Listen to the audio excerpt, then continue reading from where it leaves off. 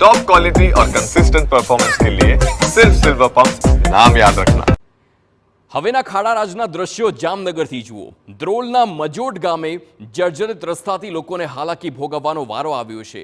મજોડ ગામે જવાનો એકમાત્ર રસ્તાની હાલત કફોડી બની છે। ઊંડ 2 ડેમ પર રસ્તો જર્જરિત હોવાથી ગ્રામજનોનો વિરોધ જોવા મળી રહ્યો છે। 4 ગામને જોડતો રસ્તો હોવાથી લોકોને ભારે હાલાકી પડે છે। રસ્તા પર આવી ગ્રામજનોએ તંત્ર સામે રોષ ઠાલવ્યો।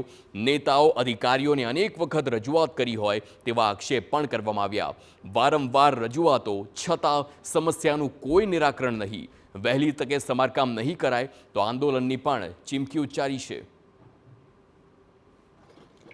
આ રસ્તો અનેક વખત અને રૂબરૂ લેખિતમાં ફરિયાદ કરેલ હોવાથી 5 ગામની સમસ્યાનો જે પ્રશ્ન છે તો ઉકેલ કરવામાં આવેલ નથી। તો આ જાતે અમે મીડિયાના માધ્યમથી સરકારશ્રીને કહી કે આની નોંધ તાત્કાલિક લીએ, નકર આગામી 10 દિવસ પછી અમે ઉગ્ર આંદોલન, રસ્તા રોકો આંદોલન કરવાના છીએ। તો રસ્તો અતિ બિસ્માર હાલતમાં હોવાથી એક નહીં પરંતુ 4 ગામને હાલાકી વેઠવવાનો વારો આવે છે। ઉચ્ચ કક્ષાએ અનેક રજૂઆતો કરી છતાં કોઈ અધિકારી રસ્તો જોવા પણ ન આવતા લોકોમાં રોષ જોવા મળી રહ્યો છે।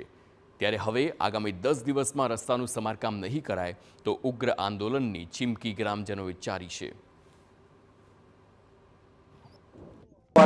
અધિકારીઓને રજૂઆત કરી, લેખિત આપ્યું છે તો રસ્તો ક્યારેય રિપેર કરતા નથી। હવે પ્રજા એમ કહે છે કે તમે કા રાજીનામું આપી દો અને કા રસ્તો રિપેર કરાવો, તો જનતા વચ્ચે મત લેવા માટે કહે દે અમારે જવાનું ક્યાં?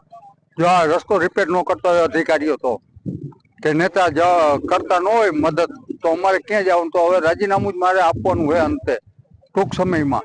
જો રસ્તો કા રિપેર થાય કા રાજીનામું મારે આપવાનું હોય।